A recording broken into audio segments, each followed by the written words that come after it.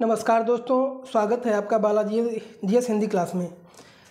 तो आज के इस क्लास में हम लोग ज्योग्राफी के क्वेश्चनों को हल करेंगे। ये प्रैक्टिस सेट है और इस प्रैक्टिस सेट में हम भारत के तटीय भागों को हम देखेंगे। तो चलिए स्टार्ट करते हैं अपने क्वेश्चनों को। पहला क्वेश्चन है, निम्नलिखित में से किस तट से भारत का औसत समुद्री तट नापा जाता है? तो दोस्तों गेस करिए कौन से भारत का औसत समुद्री तट कहाँ से नापा जाता है? तो दोस्तों आपका उत्तर हो जाएगा दोस्तों चेन्नई से भारत का औसत समुद्री तट नापा जाता है। तो ऑप्शन नंबर दोस्तों आपका बी सही हो जाएगा दोस्तों। ऑप्शन नंबर बी आपका सही हो जाएगा दोस्तों। भारत के प्रादेशिक जल क्षेत्र का विस्तार कितना है दोस्तों? प्रादेशिक क्षेत्र का जल विस्तार कितना है? तो आपका ये हो जाएगा, भारत के प्रादेशिक जल क्षेत्र का विस्तार दोस्तों आपका है 12 से तट से 12 समुद्री मील तक है, जो कि जल क्षेत्र का विस्तार दोस्तों। ऑप्शन नंबर सी सही हो जाएगा। भारत की तट रेखा की कुल लंबाई कितनी है दोस्तों? तो कुल रेखा की लंबाई दोस्तों है 7500 किलोमीटर है दोस्तों। 7500 किलोमीटर कुल लंबाई लगभग है दोस्तों। पॉइंटों में है लेकिन यहाँ 7500 ऑप्शन दिया गया है, तो आपका ऑप्शन नंबर डी सही हो जाएगा दोस्तों। भारत की तट रेखा कितनी है? तो दोस्तों इसमें ऑप्शन, ये बीपीएससी में क्वेश्चन आया हुआ है देखो, लेकिन इसमें वो ऑप्शन नहीं दिया गया है। 7500 से कुछ ज़्यादा है दोस्तों, 7500 से कुछ ज़्यादा है, तो इसमें वो ऑप्शन है ही नहीं 7000 वाला। तो ऑप्शन इसका बीपीएससी जो है पूछा था, ऑप्शन इसमें गलत है। तो हम कह सकते हैं कि भारत की लंबाई टोटल कितनी है दोस्तों? तो अभी आप ऊपर पढ़ चुके हैं, आपका 7516 पॉइंट दोस्तों 6 किलोमीटर है। इतनी जो है लंबाई है। तो ये ऑप्शन नहीं है, तो ये ऑप्शन इसमें कोई ऐसा नहीं है। तो चलिए आगे बढ़ते हैं। देखिए, भारत 3 ओर से समुद्र से घिरा हुआ है। कितने तरफ से? 3 तरफ से घिरा हुआ है। भारत के तट रेखा की लंबाई जो भी मैंने आपको बताया है देखो उतनी ही है। भारत की तट रेखा पूर्व में बंगाल की खाड़ी से लगी है। ये पूर्व में कहाँ से लगी है दोस्तों? बंगाल की खाड़ी से लगी है। देखिए जिस तरह से, इस तरह से हमारा जो आपका ये भाग होता है, ये देख लीजिए। तो ये आपका क्या है? ये आपका पश्चिम है, ये आपका कौन सा है? आपका पूर्व तट है। ठीक है। तो भारत की तट रेखा पूर्व में बंगाल खाड़ी, इधर क्या है आपका? इस साइड में आपका जो है ये आपका भारत के नीचे वाला दक्षिणी वाला भाग है। आप कह सकते हैं ये वाला जो है इस तरह से कुछ हमारा भारत होता है ना। चलिए, तो ये आपका जो है, ये आपका है आपका पश्चिम साइड और ये आपका है पूरब साइड दोस्तों। ठीक है। तो इधर पूरब साइड में हमारा क्या है? बंगाल की खाड़ी। इधर क्या है हमारे दोस्तों? ये इधर बंगाल की खाड़ी पड़ती है और इधर जो है हमारा अरब सागर दोस्तों पड़ता है। तो भारत की तट रेखा पूर्व में बंगाल की खाड़ी और दक्षिण में इसके हिंद महासागर, ये आपका दक्षिण भाग है। तो यहाँ पे आपका दोस्तों हिंद महासागर है, हिंद महासागर, और पश्चिम में अरब सागर। इधर जो है आपका पश्चिम में आपका अरब सागर सहित मुख्य भूमि और द्वीपों से घिरी है, जिसमें मुख्य भूमि भी है और द्वीप भी हैं। भारत की तट रेखा पर 9 राज्य, इसके पूरे चारों तरफ आपके 9 राज्य एवं 4 केंद्र शासित प्रदेश स्थित हैं।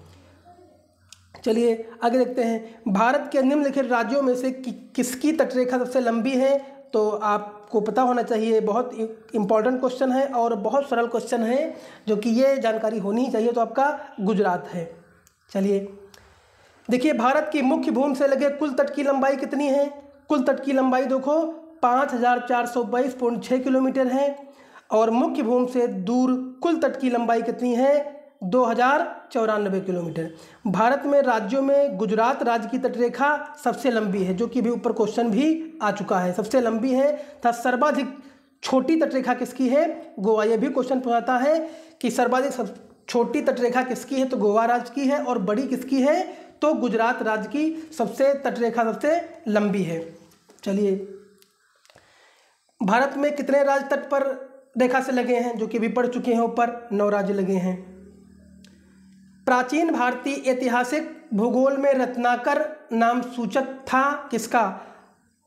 अरब सागर का, बंगाल की खाड़ी का, हिंद महासागर का, या प्रयाग में गंगा, यमुना और पौराणिक नदी सरस्वती के संगम का? तो आपका ऑप्शन नंबर दोस्तों हो जाएगा, रत्नाकर को हम हिंद महासागर के नाम से भी जानते थे। तो आपका ये सूचक किसका है? हिंद महासागर का सूचक है। तो ऑप्शन नंबर हमारा सी सही हो जाएगा दोस्तों। चलिए, सर्वाधिक तटीय अपरदन होता है कहाँ होता है दोस्तों? ज्वार भाटा से होता है। किससे होता है दोस्तों? किससे होता है? गेस करिए आप दोस्तों, गेस करिए किससे होता है दोस्तों? तो सबसे ज़्यादा किससे होता है आपका? ज्वार भाटा से होता है, या सुनामी लहरों से होता है, या धाराओं से होता है? तो सबसे ज़्यादा किससे होता है आपका दोस्तों? लहरों से होता है। किससे होता है मित्रों? लहरों से होता है। तो ऑप्शन नंबर हमारा ए सही हो जाएगा। जैसा कि आप लोग जानते हैं, तटीय अपरदन में समुद्री लहरों और ज्वार भाटा धाराओं, सुनामी लहरों तथा मानवीय क्रियाकलापों आदि की प्रमुख भूमिका होती है। इसमें से सर्वाधिक तटीय अपरदन, इसमें से सर्वाधिक किससे होता है? आपका लहरों से होता है। तो ऑप्शन नंबर आपका दोस्तों ए सही हो जाएगा। ऑप्शन नंबर ए सही हो जाएगा प्यारे दोस्तों। तो चलिए, कुछ और इंपॉर्टेंट क्वेश्चन है जो तटीय भाग से संबंधित, उनको जानना जरूरी है, तो हम लोग पढ़ लेते हैं उनके बारे में। देखिए, ये देखो आपका दिया गया है, इसमें पढ़ लीजिए जो इंपॉर्टेंट है। अंतःस्थल से सागर की ओर निचले भागों को मिलाने वाली सीधी रेखा को क्या बोलते हैं? आधार रेखा। क्या बोलते हैं? आधार रेखा। किसी भी देश के प्रादेशिक जल क्षेत्र को क्षेत्रीय सागर कहा जाता है। क्षेत्रीय सागर की दूरी आधार रेखा से सागर की ओर नापी जाती है, जो सामान्यतः समुद्री 12 मील होती है, जो कि ऑप्शन में ऊपर आ चुका है। इस क्षेत्र के उपयोग का भारत को संपूर्ण अधिकार प्राप्त है।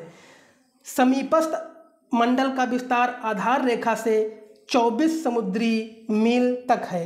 इस क्षेत्र में भारत को सीमा शुल्क वसूली और वित्तीय अधिकार प्राप्त है दोस्तों। किसी भी देश की अनन्य आर्थिक क्षेत्र आधार रेखा से 200 समुद्री मील तक होता है। यह भी इंपॉर्टेंट क्वेश्चन बनता है दोस्तों। 200 समुद्री मील होता है, जो कि अनन्य क्षेत्र के आधार रेखा से। इस क्षेत्र में भारत को वैज्ञानिक और अनुसंधान की छूट मिली है दोस्तों। ये इंपॉर्टेंट क्वेश्चन थे जो कि मैंने आपको तटीय भाग से करवा दिया है।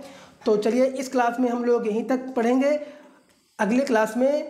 अगली क्लास और आएगी जो ऑब्जेक्टिव क्वेश्चन को लेकर मैं आऊँगा। अगर वीडियो अच्छा लगा हो तो लाइक करिए, कमेंट करिए और चैनल को सब्सक्राइब कर लीजिए। धन्यवाद दोस्तों।